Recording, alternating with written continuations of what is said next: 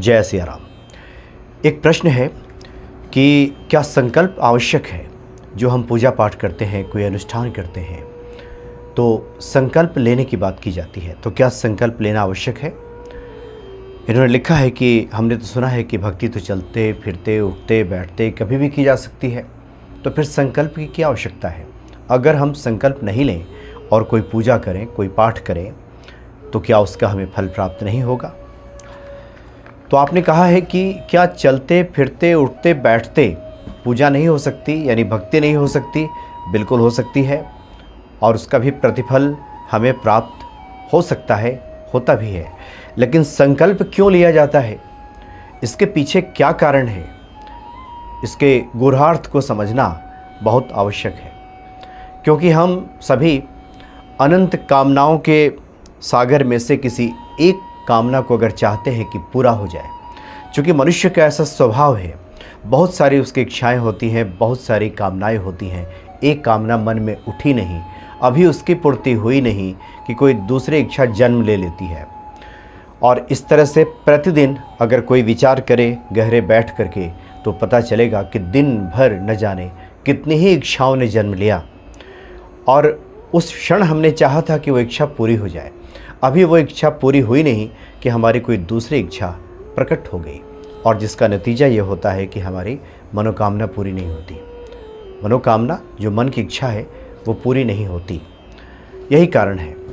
और संकल्प का जो प्रतिकूल होता है विकल्प, विकल्प का मतलब ही होता है कि जहाँ बहुत सारे रास्ते खुले हुए हों, ये भी है, वो भी है, ये भी है, ये नहीं तो वो सही, वो नहीं तो ये सही।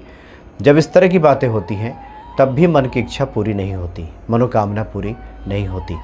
हम जिस संसार में रहते हैं और जो कुछ भी हमारे चारों तरफ देखते हैं, जो वस्तुएं देखते हैं, वो सब किसी न किसी के संकल्प का ही परिणाम है। किसी ने संकल्प लिया था और उसकी परिणति आज इस रूप में दिखाई देती है। संकल्प का मतलब ही होता है ऑप्शनलेस, यानी कोई ऑप्शन, कोई विकल्प हमारे पास नहीं है।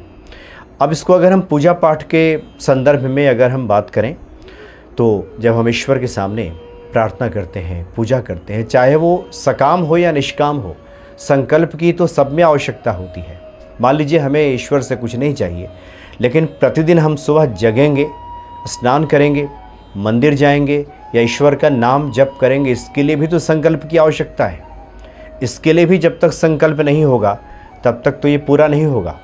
एक दिन होगा, 2 दिन होगा, तीसरे दिन पता चलेगा कि हम सुबह जगे ही नहीं, मंदिर गए ही नहीं, पूजा किए ही नहीं, तो ये संकल्पहीनता आ जाती है।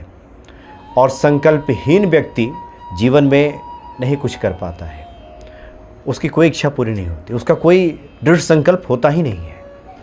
इसलिए हमारे पूजा पाठ में विधान बताया गया है कि आप निष्काम करें, सकाम करें।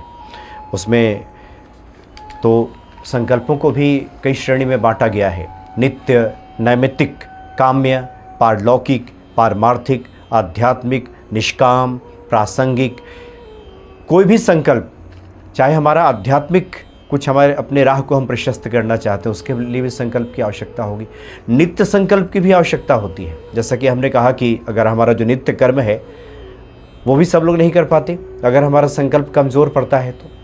इसलिए जब हम चाहते हैं कि हमारे मनोनुकूल कुछ हो जाए, हम चाहते हैं कि हमने जो ठान लिया है ये पूरा हो जाए, और ईश्वर के सामने जब हम खड़े होकर के हाथ जोड़ते हैं, कोई पूजा करते हैं, अनुष्ठान करते हैं, तो संकल्प लेते हैं, हाथ में अक्षत जल लेते हैं। अक्षत का तात्पर्य यह है कि अक्षत का ये अविच्छिन्न संबंध है कर्म से, कि हमारा कर्म बीच में टूटेगा नहीं। जो हमने संकल्प लिया है ये पूरा होकर के रहेगा। बहुत से लोग 11 दिन का संकल्प लेते हैं, बीच में ही टूट गया। 4 दिन 5 दिन पूजा की और 6 दिन पता चला कि छोड़ दिया, कुछ और बातें आ गई, कुछ ना कुछ कारण उत्पन्न हो गया और इस संकल्प पूरा नहीं हुआ। और जीवन के कई क्षेत्रों में इस तरह की बातें दिखाई देती हैं। उस व्यक्ति का कभी संकल्प पूरा होता ही नहीं है। इसलिए पूजा पाठ भी जब हम करने बैठते हैं तो हाथ पे जल लेते हैं, पुष्प लेते हैं, और उसके बाद गणेश जी के सामने खड़े होकर के संकल्प लेते हैं कि ये हमारी ये तो मनोकामना है, ये इच्छा है, आप इसको पूर्ण करने में हमारे सहयोगी बने। गणेश जी से भी कहते हैं कि विघ्न बाधाओं को दूर कर दें, बीच में जो प्रतिबंधक तत्व आएंगे, जो इस संकल्प से हमें रोकेंगे, तो आप मुझे शक्ति प्रदान करें और विघ्न बाधाओं को हटा दें हमारे मार्ग से। पहले तो जो अनुष्ठान कर रहे हैं वो अनुष्ठान पूरा हो जाए, और उसके बाद जिस कार्य के लिए हमने मन में संकल्प ठाना है वो कार्य पूरा हो जाए। ये गणेश जी से हम आराधना करते हैं, उनसे प्रार्थना करते हैं। इसलिए संकल्प पूर्वक किए गए कार्य का फल अवश्य मिलता है। इसलिए बताया जाता है कि छोटे छोटे पहले संकल्प लें कि दृढ़ संकल्पी व्यक्ति बनने की राह पे हम अग्रसर होंगे। छोटे छोटे संकल्प लें। ऐसा नहीं कि 90 दिन का संकल्प ले लिया किसी पूजा पाठ में, बड़ी साधना का संकल्प ले लिया जहाँ 3-3, 4-4, 5-5 घंटे बैठने की बात होती है और हमारी बैठने की आदत है नहीं, तो फिर आधे घंटे में उकताहट होगी, बेचैनी होगी, और नतीजा ये होगा कि संकल्प टूट गया। और संकल्प जब टूटता है तो मन को पीड़ा भी होती है। बहुत से लोग लिख करके भेजते भी हैं कि हमने 11 दिन का किया था, अब टूट गया है, बहुत पीड़ा हो रही है कि क्यों ऐसा हुआ। एक मन में उदासी का भाव घर कर जाता है। इसलिए छोटे छोटे संकल्प पहले लेने चाहिए, आदत डालनी चाहिए कि उसके बाद फिर बड़े संकल्प की तरफ हम आगे बढ़ते हैं। पूजा में भी और इस जीवन में, इस जगत में, इस संसार में जो हम रहते हैं और यहाँ को लेकर के जो हमने मन में ठाना है वो भी एक संकल्प है। संकल्प का परिणाम ही है जो कुछ भी हम दुनिया में देखते हैं। संकल्पहीन व्यक्ति कुछ नहीं कर पाता।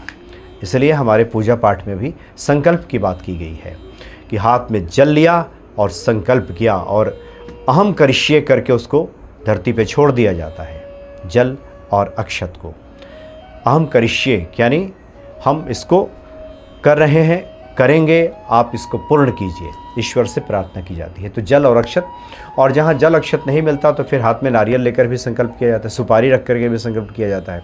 वो भी ना मिले तो हाथ में तुलसी दल या बेल पत्र रख करके भी संकल्प किया जाता है। संकल्प हमारी दृढ़ इच्छा शक्ति को जगाता है, बताता है कि हम कितने संकल्पित हैं। वैसे जो लोग भी लॉ ऑफ अट्रैक्शन के बारे में जानते हैं कि आकर्षण का सिद्धांत, ये जो पूरी सृष्टि है, आप जो चाहते हैं, जो सोचते हैं, वो आपकी तरफ खींचना शुरू करती है। उसमें भी यही कहा जाता है कि इतनी सारी इच्छाओं में से, अनंत कामनाओं में से कोई एक इच्छा मजबूती से पकड़ लें, और जब उस पर आप पूरी तरह से केंद्रित हो जाएंगे, फोकस्ड हो जाएंगे, उसके बाद ये जो पूरी सृष्टि है, पूरी कायनात है, वो आपके पास लाने के लिए लग जाएगी। जिसको कहते हैं कि पूरी कायनात आपसे मिलाने के लिए षड्यंत्र करने लगती है। ये पूरी सृष्टि आपके तरफ देने के लिए तत्पर हो जाती है। इसको दूसरे अर्थ में समझें। अगर थोड़ा इसको बहुत सारे कई बार कुछ संत महात्माओं से बातचीत होती है, उसको बहुत हल्के विनोद के अर्थ में भी बताते हैं कि अब आपने ईश्वर से कुछ मांगा, हनुमान जी से मांगा, अब एक चीज़ उन्होंने देना शुरू किया, पता चला कि आप कुछ और मांगने लगे, कुछ और इच्छा प्रकट होने लगी, तो जो पैकेजिंग हो रही थी पहुंचने के लिए, वो पैकेजिंग तो उधर ही रुक गई, फिर वो पार्सल तो हुआ ही नहीं, आया ही नहीं, उधर ही रह गया। तो इस तरह की बातें होती हैं। इसलिए संकल्प का एक ही अर्थ है कि बहुत सारी इच्छाएं, और जो व्यक्ति संकल्पित होने लगता है, जिसकी आदत हो जाती है, वो अनाप शनाप दिन भर कुछ इच्छाएं नहीं पालता। उसकी इच्छाएं सिलेक्टेड होती हैं, उसका चुनाव बहुत गहरा होता है, मजबूत होता है, और उसी के बारे में वो चिंतन करता है, उसी के बारे में सोचता है, उसी के बारे में उसका मनन चलता है, उसी को लेकर ईश्वर से प्रार्थना करता है, ईश्वर का भजन करता है, कीर्तन करता है। उसके बाद ईश्वर उसकी मनोकामना को पूरी कर देते हैं। इसलिए संकल्प आवश्यक है।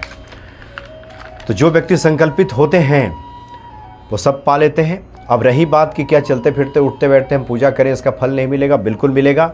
लेकिन साथ में ये भी कहा जाता है कि अगर आप कर्मकांड कर रहे हो, अनुष्ठान कर रहे हो और ईश्वर से कुछ प्राप्ति की आशा रखते हैं, तो ये भी हमारे शास्त्रों में लिखा हुआ है कि अगर आप संकल्प नहीं लेंगे तो एक तो संकल्प टूट सकता है बीच में, और दूसरा है इसके पूजा का प्रतिफल ये भी कह दिया है कि इंद्र के पास चला जाएगा। ये भी बातें सुनने को मिलती हैं। खैर, इंद्र के पास नहीं भी जाए, आपका ये परिश्रम है, आपका एक कर्म है, आपकी भक्ति है, आपके भाव हैं, लेकिन फिर भी अगर अनुष्ठान हम करने जा रहे हैं तो संकल्प लें कि उस संकल्प को हम पूरा करें, और वो संकल्प आपके जीवन के हर क्षेत्र में फिर दिखाई देगा। इसलिए संकल्प का विशेष महत्व है।